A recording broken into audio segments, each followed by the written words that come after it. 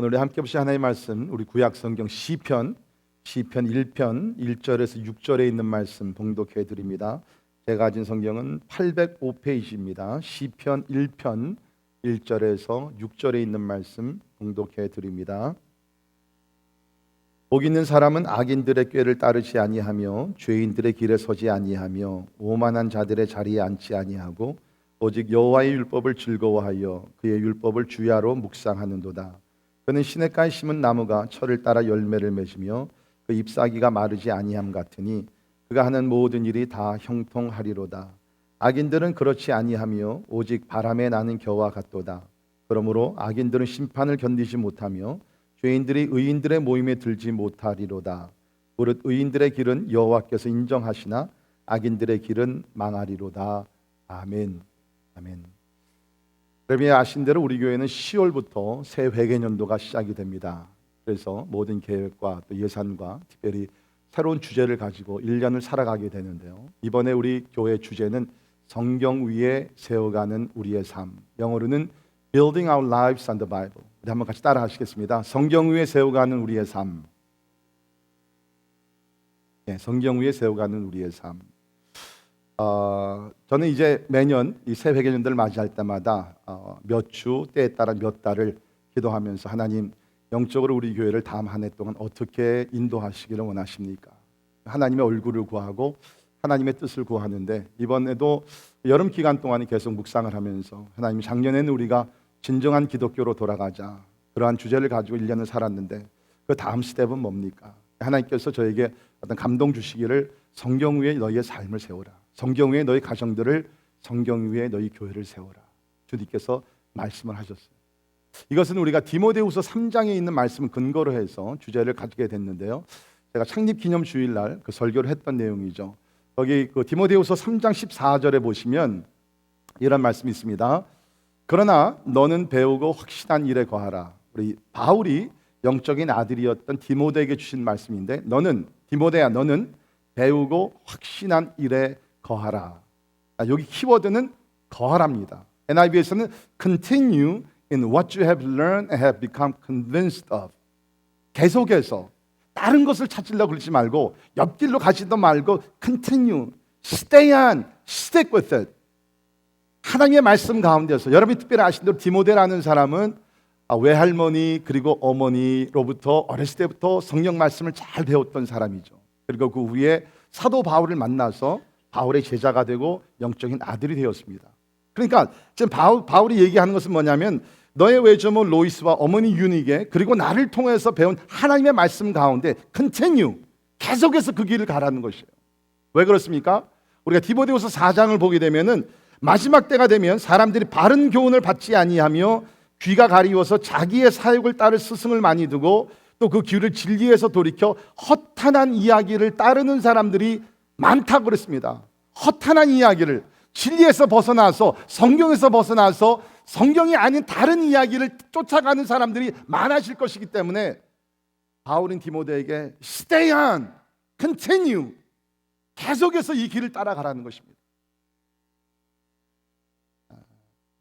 그러면서 이제 바울이 우리에게 주신 말씀이 뭐냐, 왜 우리가 하나님의 성경 위에 우리가 삶을 우리가 세워야 위해서 나가야 되느냐, 두 가지 이유가 있었다고 말씀드렸는데, 첫째는 뭡니까?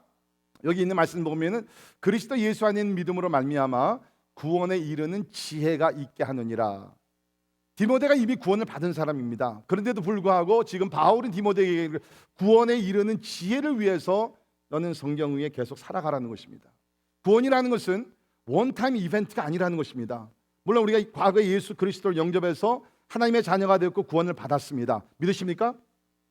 죄와 사망에서 옮김을 받았어요. 그러나 이 구원이라는 것은 뭡니까? 주님 앞에 가는 그날까지 이 과정을 가게 되면서, 그래서 바울도 빌립보서에서 두려움과 떨림으로 구원에 이르라라고 얘기했어요. 그러니까 우리는 구원을 받았지만 구원의 완성을 위해서 지금 계속 달려가고 있는데, 그러기 위해서는 무엇이 필요합니까? 성경에 우리의 삶을 세워나가야 된다는 것입니다. 구원의 완성을 위해서 계속 우리는 성경 가운데 거해야 되고요. 두 번째 이유는 뭐냐면 선한 삶을 위한 것이라는 것입니다. 그래서 우리가 디모데후서 3장 16절을 보면, 모든 성경은 하나님의 감동으로 된 것으로 교훈과 책망과 바르게 함과 의로 교육하여 유익하니, 자 보세요. 이는 성경은 하나님의 사람으로 온전하게 되며, 이게 얼마나 멋있는 얘기예요. 우리가 온전할 수 있는 길이 있는데 그것이 뭐냐? 하나님의 말씀이라는 거예요.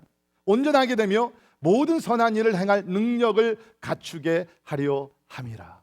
선한 일을 할 수 있는 능력을 우리가 갖출 수 있는 길이 뭐냐면 하나님의 말씀이라는 거예요.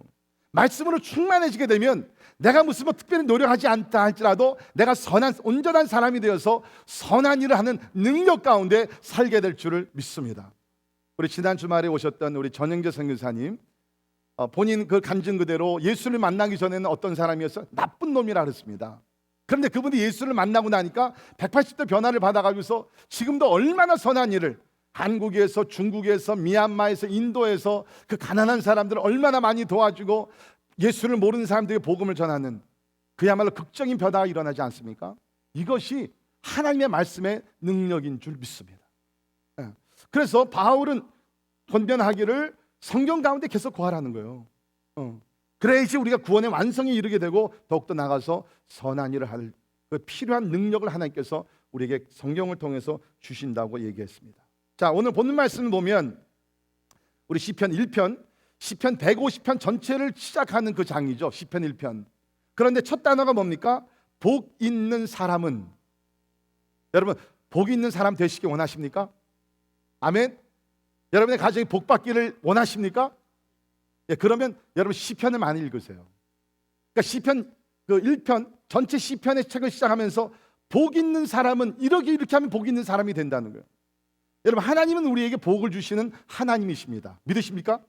네, 그래서 우리 민수기 보게 되면 민수기 6장 24절에 여호와는 내게 복을 주시고, 우리 하나님 복 주시는 하나님이시라는 거예요. 내게 복을 주시고 너를 지키시기를 원하며 여호와는 그의 얼굴을 내게 비추사 은혜 베푸시기를 원하며 여호와는 그 얼굴을 내게로 향해 드사 평강 주시기를 원하노라 할지니라 하라. 그들은 이같이 내 이름으로 이스라엘 자손에게 축복할지니 내가 그들에게 복을 주리라. 하나님이 우리를 복을 주신다는 것입니다. 제가 우리 교회에 이제 어린아이들이 태어나게 된 병원을 방문해서 제가 처음으로 그 신생아에게 나누는 말씀이 바로 이 말씀입니다. 여호와는 지금부터 영원까지 당신을 축복하기를 원합니다. 그래서 제가 어린아이를 안고 간절히 기도합니다. 혹시 여러분 이런 기도 아직 못 받으신 분 앱 하나 더 놔보세요. 그럼 이제 또 이런 복을 받습니다. 네, 그래서 간절한 마음으로 내가 하나님의 축복을 위해서 기도하면 하나님께서 복을 주신다는 것이에요. 자, 그러나 여러분, 우리 기독교의 복이라는 것은 하나님께서 우리에게 복을 주심과 동시에 어떤 축복이냐면 우리를 복의 사람으로 만들어 주신다는 것입니다. 여기 보니까 복 있는 사람은 복을 받을 뿐만 아니라 하나님께서 우리에게 변화를 주시는데 우리를 복된 사람으로 만들어 주신다는 거죠. 그러니까 우리가 복된 사람이 되게 되면 뭡니까? 우리 신명기 28장에 있는 말씀 그대로 나가도 복을 받고 들어와도 복을 받고 하는 모든 일이 복을 받게 될 줄을 믿습니다. 오늘 힘들게 여러분 돌아서 교회 오셨는데 오늘 하나님께서 여러분을 축복하셔서 지금부터 영원까지 복 있는 사람으로 만들어 주시기를 간절히 바랍니다. 복 있는 사람으로. 그래서 우리가 마태복음 5장에 보게 되면 예수님께서 이 세상에 오셔서 첫 번째 설교, 산상설교라고 그러죠. 그 설교를 하시면서 이렇게 시작을 하셨습니다. 심령이 가난한 자는 복이 있나니. 영어 번역에 보면 Blessed are the poor in spirit. 어떤 사람들이 복된 사람이냐? 심령이 가난한 사람. 심령이 가난해서 겸손해서 낮아져서 하나님의 은혜를 구하는 자. 어떤 사람이 복된 사람이냐? 애통하는 자가 복이 있나니 그들이 위로를 받을 것이며. 어떤 사람이 복이 있는가? 온유한 자가 복이 있다는 것입니다. 그래서 예수님은 거기 말씀 보게 되면은 복된 사람, the characteristic of blessed men and women. 하나님의 관심은요, 우리가 물질적인 축복과 건강의 축복 그런 것 차원이 아니라 우리 사람 자체를 복된 사람으로 만들어 주시기를 원하신다. 여러분이 예수 그리스도를 믿게 되면 복된 사람이 되어서 자 모든 면에서 하나님께서 우리의 삶 속에 풍성한 은혜를 주실 줄을 믿습니다. 자, 그래서 우리 오늘 말씀을 보게 되면 그러면 어떤 사람이 복된 사람이 될 수 있는가? 부정적인 것, 긍정적인 것이 나오는데요. 첫 번째는 뭐냐면 부정적인 것입니다. 1절에 보시면 악인들의 꾀를 따르지 아니하며 죄인들의 길에 서지 아니하며 오만한 자들의 자리에 앉지 아니하고. 복된 사람은 다른 것이 아니에요. 악인들의 꾀를 따르지 아니하며, 그렇지 않기를 바라지만 혹시 여러분들 주변에서 지금 악을 행하는, 거짓말을 하고 속임수를 하고 비도덕적인 그런 삶을 사는 그런 사람들이 여러분을 지금 꾀하고 있습니까? 여러분 그 길 가지 마세요. 더 늦기 전에 지금 멈추세요. 그래야지 복된 사람이 된다는 것입니다. 악인들의 꾀를 따르지 아니하며 죄인들의 길에 서지 아니하고, 그 다음에 오만한 자들의 자리에 앉지 아니하는 자가 복된 자라는 것입니다. 가지 않고 서지 않고 앉지 아니하고 죄악을 범하는 것은 멀리 한다는 거죠. 자, 그러나 오늘 우리가 함께 보기 원하는 것은 긍정적인 면입니다. 2절, 그렇게 하지 아니하고 instead, 대신에 여호와의 율법을 즐거워하여 그의 율법을 주야로 묵상하는도다. 우리가 하나님의 말씀을 주야로 묵상하게 되면 복된 사람이 된다는 거예요. 여러분, 기독교가 그렇게 복잡하지 않습니다. 혹시 여러분의 삶 속에 왜 내 인생은, 죄송합니다, 이 모양 이 꼴이지? 혹시 그러신 분이 계시면 어쩌면 여러분의 인생이 그 모양 그 꼴인 이유가 어쩌면 주야로 하나님의 말씀을 묵상하지 않았기 때문에. 제 얘기가 아니죠. 하나님의 말씀입니다. 우리가 하나님의 말씀을 주야로 묵상을 하게 되면 분명히 하나님이 약속하시기를 내가 너를 복 있는 사람으로 만들어 주겠다는 거예요. 자, 그러면 하나님께서 약속하신 복된 사람의 삶이 무엇이냐? 여기 우리 세 가지를 보게 되는데, 주야로 말씀 묵상하면 이러한 우리가 삶을 살게 됩니다. 첫 번째는 많은 열매를 맺으며 삽니다. 열매를 맺는 삶, fruitful life. 보세요, 3절입니다. 그는 말씀을 주야로 묵상하는 자는, 그는 시냇가에 심은 나무가 철을 따라 열매를 맺으며. 나무가 있는데요, 철 따라 열매를 맺고 있어요. 지금은 가을철입니다. 그래서 우리 그로서리에 가 보면은 맛있는 과일들, 사과, 배, 감, 이런 것들이 지금 나와 있지 않습니까? 근데 여기서 보게 되니까는 철을 따라 열매를 맺는다. 항상 열매 맺는 삶을 살게 된다는 것입니다. 왜? 그 나무가 거기 보니까는 시냇가에 뿌리를 내렸기 때문에 계속 물을 받고 있으니까, 공급받고 있으니까는 이 나무는 계속해서 과실을 맺고 있다는 것입니다. 하나님과 하나님의 말씀에 뿌리를 내리며 사는 사람들, 하나님께서 필요한 모든 영양, 필요한 것들 다 공급해 주시기 때문에 그 사람의 삶은 계속해서 이렇게 풍성해질 수밖에 없다. 아마 저는 이 말씀이 예수님께서 그 후에 오셔서 우리에게 주신 요한복음 15장에 있는 말씀과 상당히 친밀한 연관성이 있다고 봅니다. 우리 요한복음 15장에 보면 예수님께서 그 포도나무 비유를 들어주시면서 이렇게 말씀하셨죠. 요한복음 15장 5절에 보면, 나는 포도나무에 너희는 가지라. 그가 내 안에 내가 그 안에 거하면 사람이 열매를 많이 맺나니 나를 떠나서는 너희가 아무것도 할 수 없습니다. 그리고 7절에 보면, 너희가 내 안에 거하고 내 말이 너희 안에 거하면 무엇이든지 원하는 대로 구하라. 그리하면 이루리라. 너희가 열매를 많이 맺으면 내 아버지께서 영광을 받으실 것이요 너희는 내 제자가 되리라. 믿으십니까? 여기 보면 우리를 가지로 표현했어요. 예수님께서 포도나무라고 얘기했습니다. 그 가지는 뭐를 하면, 이 포도나무에 붙어 있기만 되는 거예요. 거하면 된다는 것입니다. 그러면은 과실을 많이 맺게 된다. 여러분, 우리가 어떨 때는 막 부지런히 열심히 막 사는데 인생에 과실이 없어요. 허무해집니다. 내가 한평생 무엇을 위해서 살았지? 혹시 여러분들 가운데 50년, 60년 살아오시면서 진짜 하나님 앞에 내놓을 만한 어떠한 열매가 없다 그러면은 오늘부터 여러분의 삶 속에 새로운 인생이 출발되기를 간절히 바랍니다.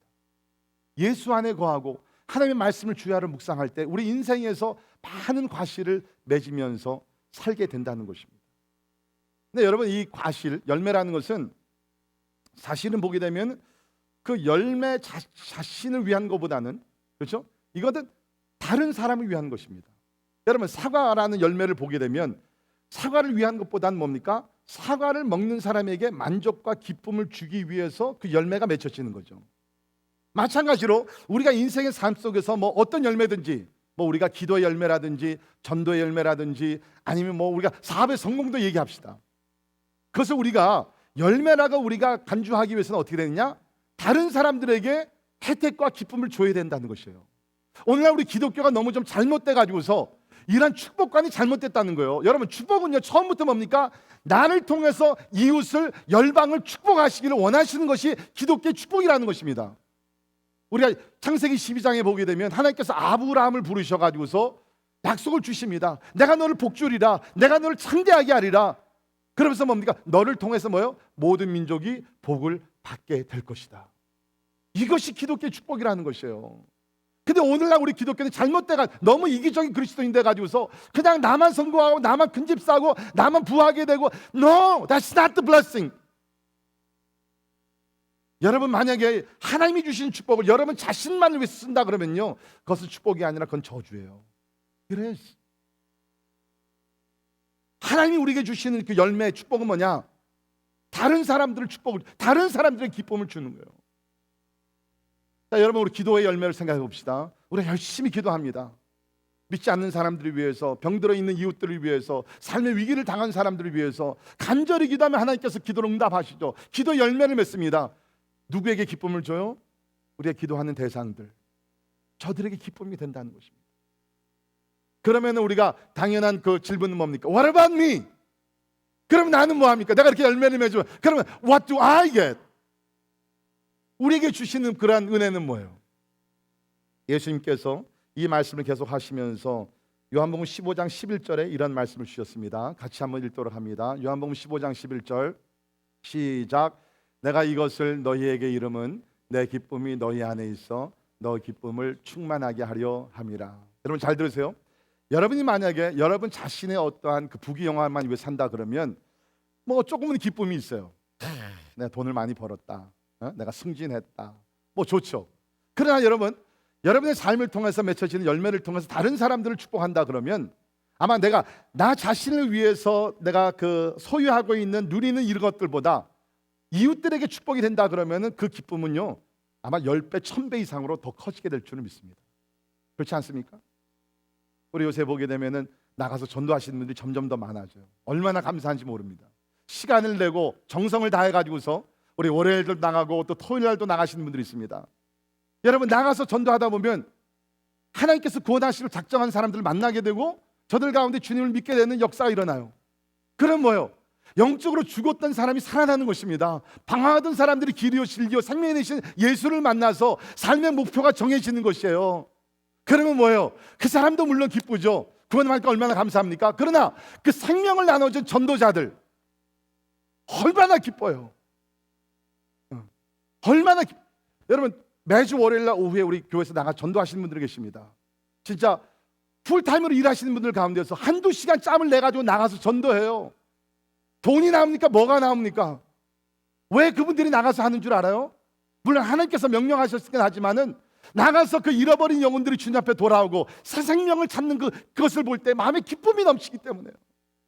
진짜 이것은 세상에서 100만 불을 버는 것보다 더 큰 기쁨을 그 마음속에 누리기 때문에 나가서 전도하는. 저는 여러분께 부탁드립니다. 여러분 자신을 위해서 성공을 추구하지 마시고요, 그 성공이라는 것을 통해서 이웃들이 여러분을 통해서 은혜와 사랑과 무엇보다도 하나님을 만나는, 또 위로를 받는, 힘을 얻는 그러한 이웃을 위한 열매를 맺기를 주의 이름으로 축원합니다. 그러기 위해서는 주야로 하나님의 말씀을 묵상해요. 자, 두 번째, 우리가 주야로 말씀 묵상할 때 기대할 수 있는 그 축복은 무엇입니까? 견고한 삶입니다. Durable life, 견고한 삶. 자, 보세요. 3절 계속 봅니다. 철을 따라 열매를 맺으며, 두 번째, 그 잎사귀가 마르지 아니함 같으니. 잎사귀가 마르지 않아요. 햇빛이 쨍쨍 비치고 바람이 불어오고 폭풍이 불어온다 할지라도 이 나무는 견고해 가지고서 so strong, so stable, 견고해서 흔들리지 아니하고 계속해서 열매를 맺어간다는 것입니다. 여러분, 우리가 참 힘들고 어려운 세상에 우리가 살고 있습니다. 그렇지 않습니까? 두려운 세상에 살고 있습니다. 특별히 지난 몇 주 동안 미국에서 다시 한번 총사건들이 여러 캠퍼스에서 일어나는 가운데 많은 귀한 생명을 잃었어요. 또 우리 터키에서 이런 또 테러 또 사건들이 일어나가지고서 거의 100명이 넘는 그 귀한 생명들 또 잃었다고 합니다. 이 진짜 무서운 세상이 우리가 살고 있어요. 이러한 환난과 재앙과 재난과 이런 가운데서 우리가 살아갈 수 있는 방법이 뭡니까? 하나님의 말씀이라는, 하나님의 말씀. 아무리 세상이 변하고 고통의 시대가 온다 할지라도 하나님의 말씀 가운데 뿌리를 내리고 사는 사람들, 범사에 감사하며 항상 기뻐하게 될 줄을 믿습니다. 우리 구약에 보게 되면 하박국이라는 선지자가 나오죠. 하박국. 그 선지자 시대를 보게 되면 주전 610년 정도 이제 북왕국 이스라엘이 멸망을 하고 이제 남왕국 이스라엘도 바벨론에 이제 멸망을 당하기 시작합니다. 참 어두운 때죠. 그래가지고 모든 유다 백성들이 하나님을 원망하기 시작합니다. 하나님 어찌하여 우리를 버리셔서 이러한 고난을 받게 합니까? 사실 하박국 선지자 자신도 처음에는 하나님을 좀 원망했어요. 하나님 언제까지 내가 기도해야 되고 언제나 하나님께서 우리 백성을 다시 한번 회복시켜 주실 것입니까? 그러면서 하나님 앞에 좀 부정적인 태도로 나갔는데 이 하나님의 말씀을 묵상하고 하나님의 말씀을 듣다 보니까는 마음이 변화돼요. 그래서 환경은 하나도 바뀌어지질 않았는데 마지막에 가서 이런 고백을 하죠. 우리 하박국 3장에 보면 이런 말씀이 있습니다. 같이 우리 한 목소리를 읽도록 합니다. 하박국 3장 같이 읽습니다. 시작. 비록 무화과 나무가 무성하지 못하며 포도나무에 열매가 없으며 감람나무에 소출이 없으며 밭에 먹을 것이 없으며 우리의 양이 없으며 외양간에 소가 없을지라도 나는 여호와로 말미암아 즐거워하며 나의 구원의 하나님으로 말미암아 기뻐하리로다. 아멘. 여러분, 모든 것이 잘 될 때 감사와 기쁨은요 아무나 할 수 있어요. 하나님을 모른다 할지라도 예수 그리스도를 믿지 아니한다 할지라도 형통하고 잘 되면은요 다 기뻐해요. 그러나 믿음을 소유한 사람들의 특징이 뭡니까? 잘 되지 아니할 때 힘들고 어려운 그런 위기를 당한다 할지라도 뭐예요? 나는 여호와로 말미암아 즐거워하며 나의 구원의 하나님으로 말미암아 기뻐하리로다. 저는 우리 교회 성도들이 믿음의 횟수가 가면 갈수록 이런 성숙한 믿음을 소유하기를 간절히 바랍니다. 환경에 컨디셔널한 크리스천들이 아니라 언컨디셔널하게 무조건적으로 하나님 한 분 때문에 감사하고 하나님 한 분 때문에 흔들리지 아니하는 견고한 믿음, 그 믿음을 갖기 위해서는 저절로 안 되고요 주야로 하나님의 말씀을 묵상해야 된다는 거죠. 여러분, 그 15년 전 무슨 일이 있었죠? 1999년 12월 31일 11시 59분에서 12시로 넘어갈 때 사람들이 다 긴장했죠. 뭐예요? Y2K 2000년에 들어가면서 사람들이 막 두려워했어요. 세상에 종말이 온다는 사람들도 있었습니다. 재앙이 일어날 것이라고 추측한 사람도 있었습니다. 그래가지고요 아마 여러분들 어떻게 준비했는지 모르지만 그때는 제가 시카고에서 목회할 때인데 뭐 어떤 사람들은요 뒤에 그 백야드에다 땅을 파고 막 벙커를 만들고 뭐 1년치 음식을 저장을 하고 뭐 별거를 다 하고 뭐 그냥 그 버너에다가 뭐를 이렇게 다 해가지고서요 막 목사님 걱정하지 마 무슨 일 나면 우리 집에 오세요 내가 우리 목사님 가정 책임질게 하면서 그런 분들도 계셨고요 뭐 난리였죠. 왜 그렇지 않습니까? 네. 그러면서 이제 또 어떤 분들은 목사님 예언을 해달라는 거 어떤 일이 일어날 건지 난감하죠. 저도 모르는데. 근데 제가 말씀 묵상하면서 하나님께서 주신 말씀, 제가 그 말씀으로 설교한 적이 있는데 그 말씀이 어디냐면 시편 46편에 있는 말씀이에요. 시편 46편에 있는 말씀 보면 이런 말씀이 있습니다. 하나님은 우리의 피난처시요 힘이시니 환난 중에 만날 큰 도움이시라. 이게 얼마나 힘이 되는 말씀이에요. 하나님은 우리의 피난처시요 힘이시니 환난 중에 만날 큰 도움이시라. 그러므로 땅이 변하든지, 잘 보세요, 땅이 변하든지 산이 흔들려 바다 가운데 빠지든지 바닷물이 솟아나고 뛰놀든지 쓰나미가 일어나든지 지진이 오든지 어떤 것이 일어난다 할지라도 보세요, 그것이 넘치므로 산이 흔들릴지라도 우리는 두려워하지 아니하리라. 왜? 한 시내가 있어 나누어 흘러 하나님의 성 곧 지전하신 이의 성소를 기쁘게 하도다. 하나님이 그 성 중에 계심에 성이 흔들리지 아니할 것이라. 새벽에 하나님이 도우시리라. 아멘. 여러분, 마지막 때가 되면 이곳저곳에서 여러 가지 소리가 많이 들릴 것입니다. 난리의 소리가 들릴 것입니다. 요동하지 마세요. 다른 곳으로 빛이 날라 그러지 마세요. 사람의 방법으로 여러분의 자신을 지키려고 하지 마세요. It's not gonna work.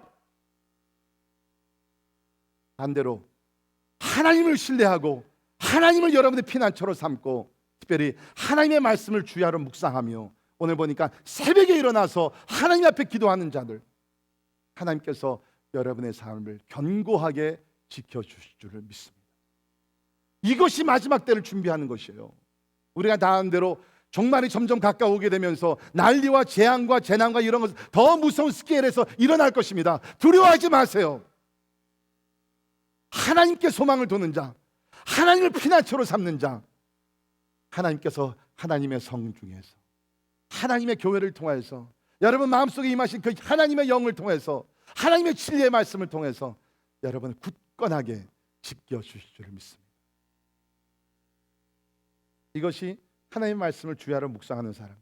여러분 진짜 제가 가만히 이렇게 목회하다 보면요, 뭐 성격 차이도 있을 수 있고 저는 뭐 그것이 성격보다 믿음이라고 봅니다. 그저 그냥 무슨 조그만 그 일이 생기면 뭐 사업이 조금 안 된다든지 직장에 무슨 어려움이 있다든지 뭐 자녀들이 또 이렇게 말썽을 조금 부린다든지 그러면 그냥 뭐 완전히 그냥 하늘이 꺼져. 원래 우리가 인간이기 때문에 순간적으로는 마음이 아프고 좌절할 수 있어요. 그러나 하나님의 말씀을 주야로, 그렇죠? 아침에 일어나서 말씀 묵상하면서 하루를 계획하고 끝날 때 아직 정리가 되지 아니한 해결되지 않은 문제가 있다 할지라도 말씀으로 저녁에 또 묵상을 하다 보면 하나님께서 하나님의 관점으로 우리에게 평강을 주시고 위로와 또 길을 보여주실 줄 믿습니다. 이것이 우리의 삶이 되어야 된다는 견고한 삶. 아니 여러분께서 환경에 좌우되지 아니하고 흔들리지 아니하는 굳건한 삶을 원하신다 그러면 주야로 말씀 묵상. 이것이 하나님의 약속. 자, 세 번째 무엇이 나옵니까? 열매를 맺으며 그 잎사귀가 마르지 아니함 같으니 그가 하는 모든 일이 다 형통하리로다. 그가 하는 모든 일이 다 형통하리. 우리 이 말씀을 잘 알아야 되죠. 잘 이해를 해야 되는데 여기 모든 일이 다 형통케 된다는 것은 그저 뭐 아무 그 질병이나 시련이나 어떤 위기나 이런 것들 절대로 오지 않는다 그 말은 아닙니다.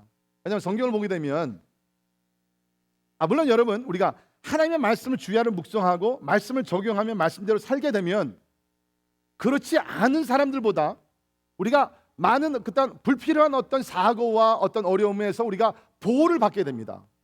여러분 대부분의 사람들이요 어려움을 당할 때는 뭡니까? 어떤 무엇을 잘못했기 때문에 어떤 죄악을 범해 가지고서 그 결과를 받는 어려움도 많이 있죠.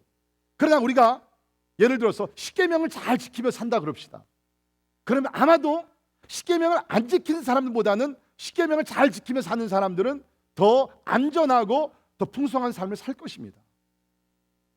그러나 그렇다 할지라도 우리 하나님의 말씀을 잘 지켜 산다 할지라도 우리 이 세상을 살면서 시련과 고난을 겪을 수밖에 없어요. 왜? 죄로 망가진 세상이기 때문에. 그래서 우리 시편 34편 19절도 보면 의인은 고난이 많으나 보세요. 의인은 고난이 많다 그랬습니다. 의인이 되었다 그래가지고 내가 신실한 사람 하나님을 잘 믿는다 그래서 고난을 절대로 안 받는 것 절대로 아니라 의인은 고난은 받으나 많으나 여호와께서 그 모든 고난에서 건지시는도다. 이것이 차이점이죠. 하나님을 믿는다 해서 고난 안 받는 게 아니에요. 고난은 받아요. 그러나 그 고난 가운데서 하나님께서 우리를 건져주시고 보호해 주신다는 것입니다. 이것이 믿는 사람들이 누릴 수 있는 하나님의 축복이죠. 그래서 여기서 얘기하는 형통의 삶이라는 것은 뭐 어려운 문제를 전혀 우리가 경험하지 않는 그것이 아니라 이것은 형통이라는 것은요 우리가 궁극적으로 영원한 세계를 바라보면서 형통케 된다는 것이에요. 그래서 우리 문맥을 보시면 자 4절 보십시다. 악인들은 그렇지 아니하며 오직 바람에 나는 겨와 같도다. 다시 말해서 악인들의 삶은 한동안 잘 되는 것 같지만 바람이 불어오게 되면 겨와 같이 다 날아가게 된다는 거예요. 이게 뭡니까? 지금 영원한 세계를 놓고 얘기하는 것입니다. 5절 보십시오. 그러므로 악인들은 심판을 견디지 못하며 죄인들이 의인들의 모임에 들지 못하리로다. 이거 마지막 날 심판을 놓고 얘기하는 것 아닙니까? 그러니까 여러분, 우리가 보통 세상에서 뭐 길고 짧은 것을 우리가 대봐야 된다. 여러분, 길고 짧고 누가 성공하고 누가 실패한 것은요, 우리 이 세상에서도 몰라요. 모든 것이 끝나는 그날 하나님께서 모든 것을 밝히실 줄을 믿습니다. 그때까지는 너무 자만심에 빠지지 마시고, 그때까지는 너무 이렇게 낙심도 하지 마시고, 하나님께서 모든 걸 선과 악의 심판하실 그때까지는 여러분 참으시기를 바랍니다. 다시 말해서 여기서 형통이라는 것은 뭐예요? 이 땅에서 뭐 항상 건강하고 항상 돈을 잘 벌고 그러한 기복주의의 그러한 삶이 아니라, 여기서 얘기하는 형통이라는 것은 영원한 세계에 들어가서 하나님께 인정받고 하나님께 상급을 받고 영원한 세계에서 풍성한 삶을 누리게 된다는 것입니다. 여러분, 사실 그것이 제일 중요하지 않습니까? 우리가 지금 살고 있는 이 세상의 삶이라는 것은요, 오래 살아봤자 뭐 100년, 뭐 건강 잘해서 120년 산다 그럽시다. 그 120년과 eternity, 영원이라는 것을 비교해 보면요, 우리가 사는 지금 120년의 인생은요, 하나의 전보다도 못할 거예요. 우리에게는 영원, eternal life, 영원한 생명이 있다는 거예요. 아무리 이 땅에서 우리가 성공적인 삶을 산다 할지라도 영원한 세계에서 성공적인 삶을 살지 못하면 그것은 실패한 인생입니다. 저 여러분께 질문을 드립니다. Are you ready for eternal life? 여러분, 영원한 세계, 제가 얘기하는 것이 구원 받았냐 그게 아니라, Are you ready to enter eternity with confidence? 영원한 세계, 천국에 들어가서 영광을 누리면서 진짜 하나님 앞에서 상급을 받으면서 의의 면류관, 생명의 면류관을 받으면서 부끄러운 가운데 들어가는 것이 아니라 영광 가운데 들어갈 준비가 되셨단 말이에요. 그것이 형통하는 삶. 그런 삶을 살기 위해서는 주야로 하나님의 말씀을 묵상을 해야 된다. 자, 그러면 말씀을 묵상한다는 것이 뭡니까? 대부분의 오늘날 사람들은요, 말씀을 묵상하면 이렇게 성경을 딱 펴놓고서 이렇게 속으로 몇 번 읽고서 눈을 다 감고서 생각하는 것, 이 명상이죠. 여러분, 명상과 묵상은요, 큰 차이가 있습니다. 우선은 명상은요, 명상의 대상이 사실은 없어요. 대부분의 명상은 자기 자신이죠. 그런데 묵상은요, 대상이 있습니다. 그분이 누구예요? 하나님이에요. 그러니까 우리가 묵상한다는 것은요, 하나님을 우리가 묵상하고 하나님의 말씀을 묵상하는 것이지, 내가 그냥 이 명상은 뭐 하는 거예요? 자기 자신을 비우는 거죠. 그러니까 요가 보세요. 요가는 뭐 합니까? 자기 자신을 비우는 거예요. 여러분, 요가 조심하세요. 운동 차원에서는 괜찮을지 모르지만 이렇게 명상을 잘못하다, 잘 들으세요. 명상을 잘못하다 보면요, 영적인 세계가 확 열립니다. 영적인 세계가 열리게 되면요, 우리가 지금 보이지 않는 공중 권세가 있는데, 이 공중에 있는 여러 영들이 있거든요. 거기 선한 하나님의 영뿐만 아니라 악한 영들도 많이 있어요. 잘못 여러분께서 명상하시다 보면 영적인 문이 열리게 되면서 이상한 영들이 들어갈 수가 있어요. 진짜로 여러분. 그래서 제가 심리학을 전공하다가 신학으로 바꾼 이유 중에 하나가 바로 그거예요. 심리학은요, 인간적인 심리로서 모든 것을 해결하려고 그러는데 사실 거기 위험성이 있습니다. Anyways, 묵상이라는 것은 하나님과 하나님의 말씀을 우리가 깊이 묵상하는 건데, 여기서 묵상이라는 단어가요, 히브리어로는 하가라는 말입니다. 하가. 이 말의 뜻은 말하다, 중얼거리다, 마구 소리를 지르다. 그러니까 여기서 주야로 묵상한다는 것은 그냥 가만히 이게 아니에요.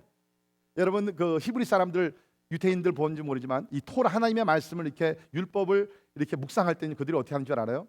몸을 이렇게 앞으로 뒤로 이렇게 흔들면서 중얼중얼 이렇게. 네. 그게 묵상의 원래 의미예요. 묵상이라는 것은요, 하나님의 말씀을 자기 자신에게 계속 선포하다는. You proclaim God's word into your heart over and over and over. 계속해서 언제까지? 그 말씀이 내 마음속 깊이 들어와서 뿌리를 내리면서 나의 마음을 캡처할 때까지, 나의 마음을 사로잡아 가지고서 내 인간의 생각이 사라지고 하나님의 말씀으로 붙들 때까지 내가 하나님의 말씀을 자기 영혼에게 계속 선포한다는 것이에요. 이것이 말씀의 묵상이에요. 그런 면에서 우리 하나님의 말씀을 우리가 깊이 묵상하면서 암송하는 것은 우리 영혼에 큰 힘이 됩니다. 암송해 보세요. 놀라운 변화가 여러분 삶 속에 일어나게 된다는 것입니다. 자, 그러니까 우리 하나님의 말씀을 주야로 묵상한다는 것은 무슨 뭐 어떤 분위기 잡고 그런 게 아니라는 거죠. 내 영혼에게 하나님의 말씀을 자꾸 되풀이해서 읽으면서 뜻을 이해하면서 내 영혼에게 자꾸 말씀을 쌓아두는 것이. 그래서 저는 그렇게 생각돼요. 말씀을 묵상하기 위해서는요, 시간을 투자해야 합니다. 여러분, 우리가 5분밖에 없는데 그래도 어떻게 말씀을 좀 읽고 나가야지. 물론 뭐 안 하는 것보다는 좋겠죠. 여러분, 그래 하나님의 말씀 깊은 의미를 깨달으면서 내 영혼에게 계속 말하기 위해서는 5분 갖고 될까요? I don't know. 충분한 시간이 필요합니다. 이것이 하나님의 말씀을 묵상하는 것입니다. 자, 저는 오늘 말씀을 마치면서 이제 1년 동안 우리가 다 함께 성경 위에 세워가는 우리의 삶, 성경 위에 세워가는 우리 가정, 또 성경 위에 세워가는 우리 교회, 원래 앞으로도 계속 그렇게 할 거지만 여기에 초점을 맞추며 1년을 함께 살아가기를 원하는데요. 몇 가지 좀 프랙티컬한 좀 방법을 제안을 드리고 싶곤 합니다. 첫 번째, 성경을 정규적으로 읽고 묵상하시길 바랍니다. 정규적으로, regularly. 가끔 생각나면, 아니면 뭐 이렇게 어려운 일을 당하면, 또 시간이 나면 오늘 성경이나 한번 읽어볼까?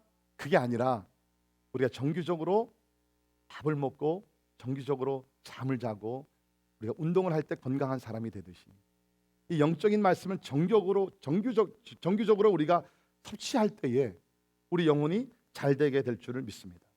예수전도단 우리 창립자인 오대훈 목사님께서 묵상하는 그리스도인이라는 책에서 이런 말씀을 기록했습니다. 묵상은 단지 우리의 배고픈 영혼을 채우기 위해 이따금씩 행하는 한순간의 행동이 아니다. 묵상은 하나님의 말씀이 내 안에 들어와 풍성히 거하게 하는 과정입니다. 이따금씩 1년 행사가 아니라, 주중 행사가 아니라 편하게 하나님의 말씀이 내 영혼에 깊이 들어와서 자리를 잡고 나에게 영향력을 미치고, 그것이 하나님의 말씀 묵상. 여러분, 천지창조 그 위대한 종교 어떤 곡을 작곡한 우리 오스트리아의 하이든, 천지창조, 아직까지도 이만한 작품이 없다고 얘기하죠. 한 번은 기자가 와서 물었습니다. 어떻게 그렇게 탁월한 그러한 작품을 만들 수 있었습니까? 그때에 이 하이든이 이렇게 대답을 했다고 합니다. 나는 하나님의 말씀을 깊이 묵상할 때면 풍성한 기쁨으로 인해 복조들이 춤추듯이 떠오르며, 그러면 나는 펜을 움직여 용서받은 기쁨과 감사하는 영으로 주님을 찬양하고 경배하는 음악을 작곡합니다. 다시 한번 읽어드릴게요. 나는 하나님의 말씀을 깊이 묵상할 때면 풍성한 기쁨으로 인해 복조들이 춤추듯이 떠오른다 그랬어요. 여러분, I just pray that you experience this kind of blessing. 그냥 할 수 없이 말씀 읽는 것이 아니라 내가 말씀을 묵상하게 되게 되면 내 영혼이 막 꿈틀꿈틀거리면서 움직이기 시작하는 것이에요. 하나님께서 막 내 마음속에 오셔가지고서 뭔가 자꾸 말씀해 주시는 가운데 There's a movement.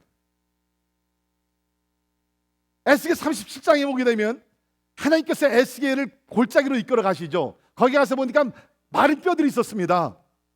하나님께서 에스겔 뭐래? 저 뼈들을 향해서 대언하라. Prophesy to dry bones. 마른 뼈에게 하나님의 말씀을 대언하라 그랬어요.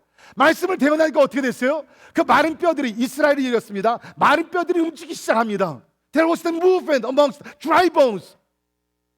그러면서 마른 뼈들이 서로 연결이 돼요. 기억나시죠? 이것이 말씀의 능력이라는 것이에요. 말씀은 지적인 차원에서 생각 차원에서 빙빙 도는 것이 아니라 말씀을 우리가 제대로 묵상하게 되면 그 가운데서 진짜 여기 하이든이 얘기한 것과 같이 풍성한 기쁨으로 인해 곡조들이 춤추듯이, 혹시 여러분의 사업을 위해서 어떤 묵상을 하시고 여러분의 미래를 위해서 기도하시다 말씀 묵상하다 보면 There's the movement of God. 하나님께서 그 말씀 가운데서 막 움직이시는 이런 것들이 일어나야 된다. And it will. 이런 일들이 일어나게 될 줄을 믿습니다. 왜? 하나님의 말씀은 죽은 말씀이 아니기 때문에. 그래서 저는 두 번째로 말씀을 정기적으로 읽으시고 묵상하시고, 그리고 성경을 읽을 때 하나님의 음성을 듣도록 귀를 기울이십시오. 하나님의 음성을 듣도록 귀를 기울이십시오. 여러분, 제가 지금 무슨 신비주의를 얘기하는 것이 아니라 이게 정상적인 하나님의 말씀의 그 역사라는 것이에요. 왜? 우리 히브리서 4장을 보면 하나님의 말씀이 이렇게 설명하고 있죠. 하나님의 말씀은 보세요, 살아있고, or the word of God is living. 죽은 책이 아니라는 거예요. This is the living word of God. 하나님께서 오늘도 이것을 통해서 여러분과 저에게 모든 필요한 것들 말씀하고 계시다는 것이에요. 살아있고 활력이 있어 좌우의 낯선 어떤 것보다도 예리하여 혼과 영과 및 관절과 골수를 찔러 쪼개기까지 하며 또 마음의 생각과 뜻을 판단하신다. 그러니까 우리 이 말씀을 묵상하게 되면요, 말씀이 내 영혼 깊은 곳에 찌르기 시작합니다. 들어오기 시작합니다.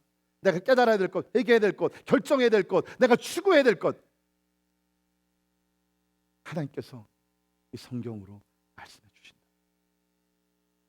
말씀을 정기적으로 읽으십시오. 그리고 하나님의 음성에 귀를 기울이십시오.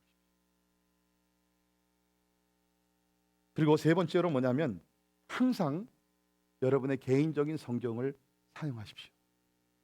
Use your personal Bible. 여러분, 오늘날 사람들이 편리를 위해서 이 스마트폰들 사용하시죠. 아마 오늘도 지금 스마트폰으로 성경 보시는 분들이 계실 거예요. 편리를 위해서는 it's okay. 근데 제가 오늘부터 부탁드리는 것은, 우리 교회 전체적으로 캠페인입니다. 부탁드리는 것은 뭐냐면 스마트폰을 사용하시기보다는 오늘까지는 편안하게 그냥 사용하세요. 다음 주부터는 아니고요. 성경책, use the book. 여러분의 개인적인, 주일날 아침에 일어나서 야야 그 성경책 아무나 하나 갖고 와, 그게 아니라 your Bible. 여러분의 손때가 묻고 여러분이 어디를 펴면 거기 하이라이트가 있고 거기 잠깐 기록한 말씀들이 있고. 자, 여러분, 제가 생고지 부리는 거 절대로 아닙니다. 제가 이유가 있어요. 왜 여러분께서 스마트폰보다는 성경책을 사용하시냐고 이유가 있습니다. 몇 가지 이유를 드릴게요. 첫째, 유혹에 빠지지 않기 위함입니다. 자, 여러분, 우리가 만약에 특별히 설교를 들을 때 이 스마트폰 보통 때는 제가 안 갖고 올라옵니다. 근데 오늘 이제 보여드리기 위해서 갖고 올라왔죠. 스마트폰을 여러분 사용하시면 스마트폰을 여러분께서 열으시죠. 그렇죠? 열으면 벌써 저도 지금 열었습니다. 제가 지금 열어보니까 페이스북에 뉴 메시지, 카톡에 5개 메시지 올라와 있어요. 메일도 들어와 있고요. 여러분 이렇게 보시다가 찡 그러면 나중에 보지. 그러다가 또 찡 하면 어떻게 돼요? 그때부터는 설교가 안 들어오죠. 이거 열어봐야 되는데 급한 메시지일지 모르는데. 그러면 어떻게 합니까? 우선은 양옆에 있는 사람 눈치를 좀 봐요. 안 보다 싶으면 여러분, 유혹이에요. 여러분, 사단이요, 잘 들으세요. 사단이 우리를 방해하고 유혹하는 것 중에 하나가 뭐냐면 하나님의 말씀을 잘 경청하지 않도록 방해하는 것입니다. 왜? 말씀의 능력이 있기 때문에. 그래서 여러분께서 말씀을 읽고 묵상하고 들으실 땐 방해를 받지 않도록 조심하셔야 된다는 거예요. 그래서 다음 주부터는 사용하지 마세요. 두 번째 이유 있습니다. 영과 진리로 예배 드리기 위함입니다. 예수님께서 말씀하셨죠. 하나님은 영이시니 예배하는 자가 영과 진리로 예배할지니라. 영과 진리로 예배할지니라. 우리 다 경험하는 것이에요. 손에 들고 있으면 영과 진리로 예배하기 참 어렵습니다. 그렇죠? 세 번째 이유가 있습니다. 설교자에 대한 예의를 보여주기 위함입니다. 여러분 그거 아세요? 제가 일주일 내내 설교를 준비하고 올라옵니다. 경우에 따라서 20시간, 30시간, 어떨 때는 몇 주 동안 설교를 준비합니다. 물론 여러분 보시기에는 그 말이 그 말인 것 같지만 제가 잘 때도 이 설교를 생각하고 일주일 동안 씨름하다가 이 설교를 가지고 올라오면 적어도 이 강단에서 설교하는 사람에게 예의는 보여주셔야 되지 않습니까? 여러분 혹시 누구 만날 때 바로 앞자리에 있어요. 근데 그 사람이 여러분의 말에 관심이 없고 여러 가지고서 계속해서 뭐 기분 어떠세요? 불쾌하잖아.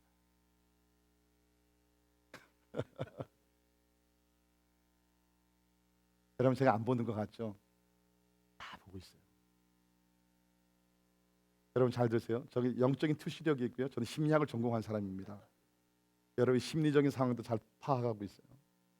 그 다음에 네 번째, 이 저도 사용을 해보니까 사실은 성경 찾는데 성경책을 이용하는 것보다 시간이 더 걸립니다. 한번 저랑 해볼까요?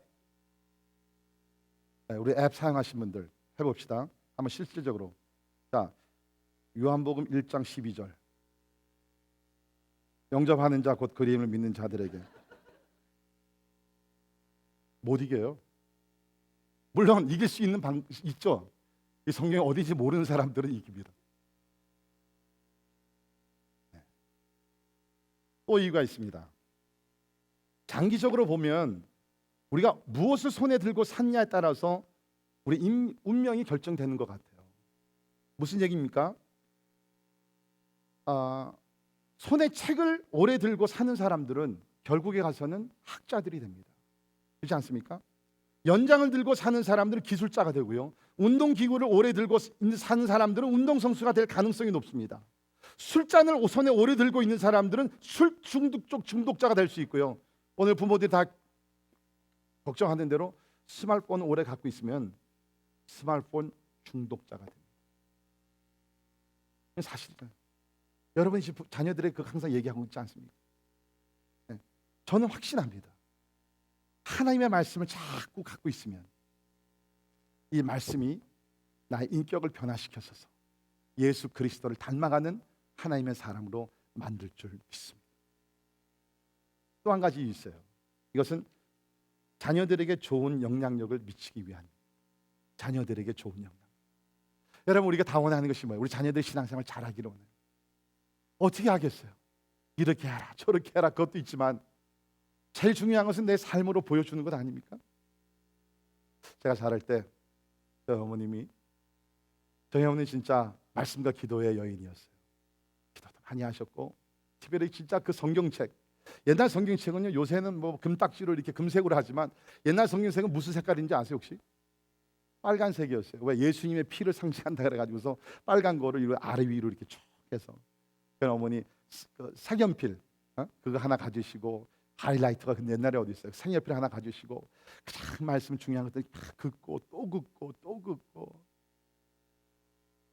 제가 어렸을 때 우리를 재우실 때 한쪽으로는 성경을 써서 읽으시면서 재워주시고, 가정 예배할 때 들을 때마다 성경책을 가지고 나오셔서 성경을 읽어주시고, 우리가 멀리 여행을 학교를 떠날 때 성경을 피셔서 이렇게 살라고 말씀해 주시고.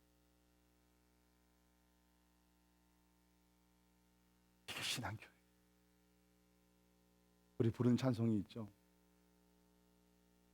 나의 사랑하는 책 비록 헤어졌으나 어머님의 무릎 위에 앉아서 재미있게 듣던 말 그때 일을 지금도 내가 잊지 않고 기억합니다.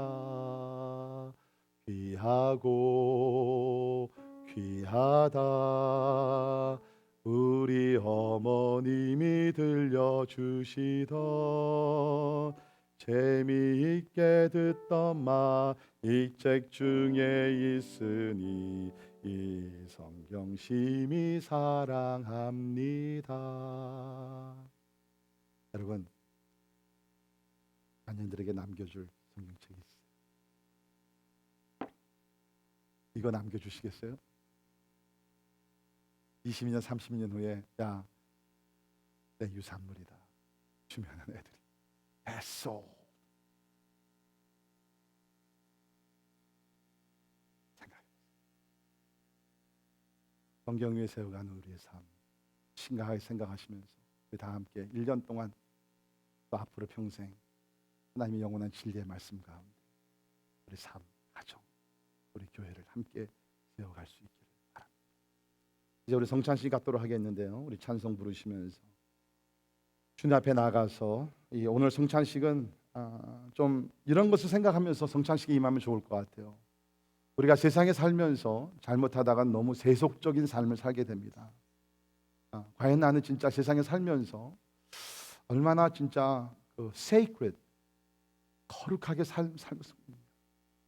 세상에서 우리가 떠나서 살 수는 없어요. We have to live in the world.